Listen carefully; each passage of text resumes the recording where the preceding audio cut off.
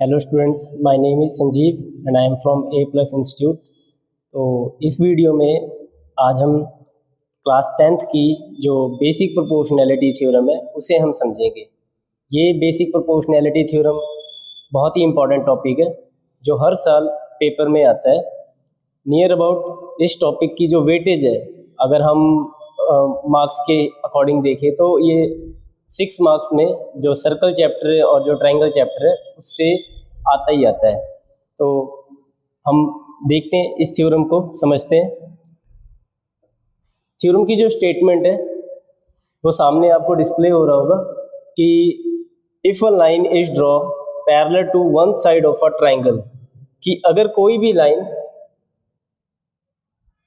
किसी एक साइड के, जैसे कि आपको यहाँ ट्रायंगल दिख रहा है, मैंने जो अज्यूम किया है वो ABC ट्रायंगल अज्यूम किया है।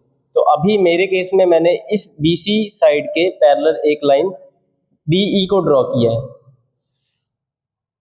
टू, और वो जो पैरेलल लाइन है वो इंटरसेक्ट कर रहा है बाकी की दो साइड्स को। साइड्स इन डिस्टिंक्ट पॉइंट्स, अलग अलग पॉइंट्स पे वो इंटरसेक्ट कर रहा है। और आप अगर फिगर में देखें तो जो ये पैरेलल लाइन ड्रॉ की गई है वो D पॉइंट और E पॉइंट पे इंटरसेक्ट कर रहा है इस अदर टू साइड्स को, AB और AC को।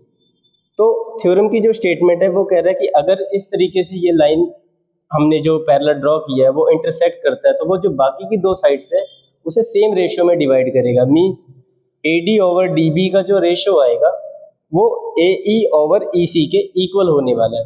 तो इस सवाल में, ये जो थ्योरम है, इस थ्योरम में हमें ये 4 पॉइंट्स लिखने ज़रूरी है। एक हमारा गिवन का पॉइंट होना चाहिए, दूसरा टू प्रूफ का, तीसरा कंस्ट्रक्शन का, और चौथा जिसमें हम इसे प्रूफ करेंगे। तो गिवन में हमें पहले से ही बताया हुआ है कि ट्रायंगल ABC में एक साइड के पैरेलल लाइन ड्रॉ की गई है, तो हमने अज्यूम किया तो वो DE पैरेलल है BC के। फिर स्टेटमेंट कहता है कि वो बाकी की दो साइड को सेम रेशियो में डिवाइड करेगा। तो इस ट्रायंगल के अकॉर्डिंग हमने बताया कि AD ओवर DB का रेशियो AE ओवर EC के इक्वल होना चाहिए। तो ये टू प्रूफ का पॉइंट हो गया। अब सवाल में इस थ्योरम को प्रूफ करने के लिए हमें कंस्ट्रक्शन करना है। अब कंस्ट्रक्शन के लिए यहाँ पे सबसे पहले इस पॉइंट B से E को ज्वाइन करना है, देन पॉइंट C को D से। जो नेक्स्ट कंस्ट्रक्शन का पार्ट है उसमें DM पैरेलल हमने ड्रॉ किया है पूरी इस साइड AC पर, और सिमिलरली EN को हमने ड्रॉ किया है AB के। अब प्रूफ के लिए जो इम्पोर्टेंट चीज़ है वो ये है कि आप इसे 3 हिस्सों में डिवाइड करो इस थ्योरम को। पहली चीज़, आपने टेक करना है ट्रायंगल AD और E।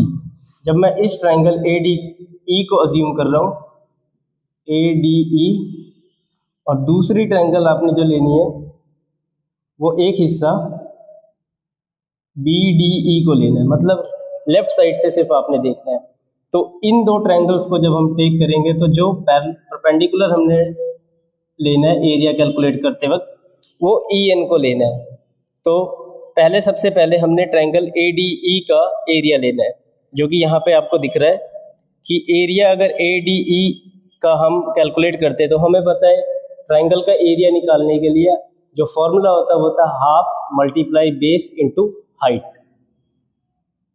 तो उस अकॉर्डिंग अगर देखें तो हाफ बेस हमारा AD है जिस पे 90 डिग्री का एंगल बन रहा है, और ये हमारा परपेंडिकुलर है, तो बेस मल्टीप्लाई हाइट। तो AD हमारा बेस है और EN हमारा हाइट है।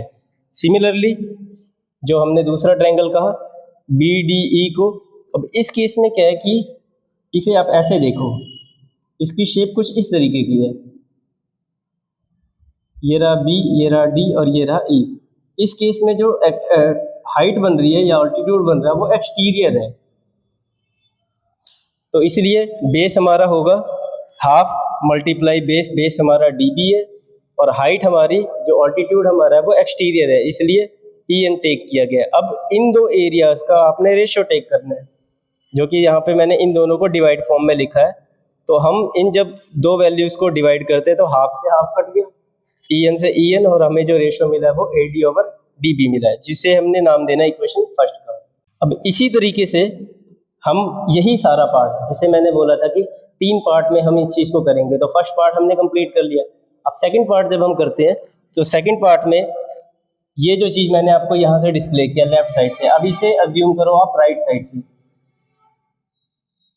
ये ए, ये ई और ये डी, और सिमिलरली एक ट्रायंगल आपको डिस्प्ले हो रहा होगा इस फिगर में, अगर आप देखो तो सी ई डी। इस राइट पार्ट से जब हम लेंगे तो हमने जो हाइट को अज्यूम करना है दोनों ट्रायंगल के लिए वो डीएम को अज्यूम करना है। तो ट्रायंगल ए ई डी में एरिया अगर कैलकुलेट करते हैं हम इस ट्रायंगल का ए ई डी का, तो area of triangle A E D half multiply base multiply height. तो इस केस में जब 90 डिग्री इस पर बन रहा है इस साइड के ऊपर, तो ये हमारा बेस है और ये हमारा हाइट है। तो ए ई हमारा बेस हुआ और हाइट हमारा डीएम हुआ। सिमिलरली जैसे हमने पीछे किया था, तो सिमिलरली इस ट्रायंगल में जब हम एरिया कैलकुलेट करेंगे सी ई डी का, तो जो अल्टीट्यूड है वो एक्सटीरियर होने वाला है, तो half multiply base multiply height. इस केस में ये हमारा बेस का काम करेगा और ये जो ट्रायंगल है, ये जो ऑल्टीट्यूड है सच डीएम, वो हमारा हाइट का काम करेगा। तो पहले पार्ट में भी हमने डिवाइड किया था, इस पार्ट में भी हम इस एरिया को इस एरिया से रेशो निकालेंगे, इनको डिवाइड करेंगे। तो इसकी वैल्यू ये रही और इस ट्रायंगल के एरिया की वैल्यू ये रही। यहाँ पे भी हम देखेंगे सेम पिछले कंसेप्ट की तरह हाफ से हाफ कट हुआ और डीएम से डीएम, और रेशो जो हमें मिला है वो ए ई ओवर ई सी मिला है। तो यहाँ तक का पार्ट तो आपको समझ आ गया होगा। जो थर्ड पार्ट पे हम अब मूव करते हैं तो वो बहुत ही इंपॉर्टेंट कंसेप्ट है, जिसमें हमें फिगर पे बहुत ही ध्यान लगाना है। इस ट्रायंगल में जो एक कंसेप्ट यूज किया गया है जो कि बहुत ही इंपॉर्टेंट है, अगर आप पेपर में ये थ्योरम लिखते हो तो इस पार्ट को आप नेग्लेक्ट नहीं कर सकते। ये बहुत ही इंपॉर्टेंट नोट का पॉइंट है जिसे आपको लिखना ही है पेपर में। विदाउट इसके आपको मार्क्स रिड्यूस हो जाएंगे आपके मार्क्स। तो ये कंसेप्ट क्या है, यहाँ जो लिखा हुआ है कि कभी भी ट्रायंगल में दो पैरेलल लाइंस अगर हो, हमें गिवन हो कि दो पैरेलल लाइंस है और उसके बीच में दो ट्रायंगल्स अगर बन रहे हैं जिनका बेस सेम हो, तो जो एरियाज होते हैं वो दोनों इक्वल होते हैं। जैसे कि इस ट्रायंगल में अगर देखो, ये BC लाइन DE के पैरेलल है और यहाँ एक ट्रायंगल बनाया गया है।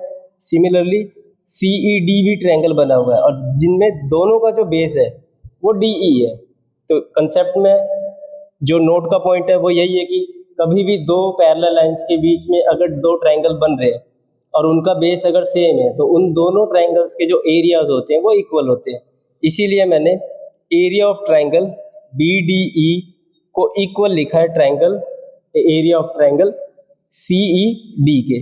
तो अब जब ये दोनों एरियाज इक्वल हो जाते हैं तो आगे हम कहते हैं कि फ्रॉम इक्वेशन फर्स्ट सेकंड, और इस जो हमने ये वाली वैल्यू कैलकुलेट की है जो नोट से हमने लिखा है, इसे हमने इक्वेशन थर्ड का नाम दिया है।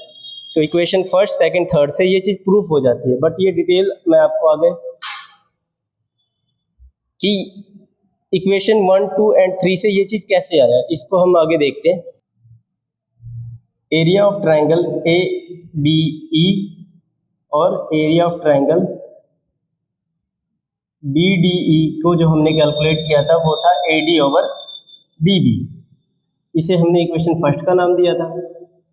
और similarly area of triangle AED और एरिया ऑफ ट्रायंगल CED को जब हमने कैलकुलेट किया वो आया AE ओवर EC। इसे इक्वेशन 2 का नाम दिया। तो अब अगर ये दो वैल्यूज़, इन दोनों का एरिया आपस में इक्वल है, जैसा कि यहाँ पे ये थर्ड इक्वेशन है, तो इट मीन्स ये दोनों अगर रेशियो इक्वल है, ये दोनों एरियाज इक्वल है, ऊपर वाले वैल्यूज दोनों ही सेम है, तो आप कह सकते हो इसको इससे इंटरचेंज कर सकते हैं या इस एरिया को इससे इंटरचेंज कर सकते हैं।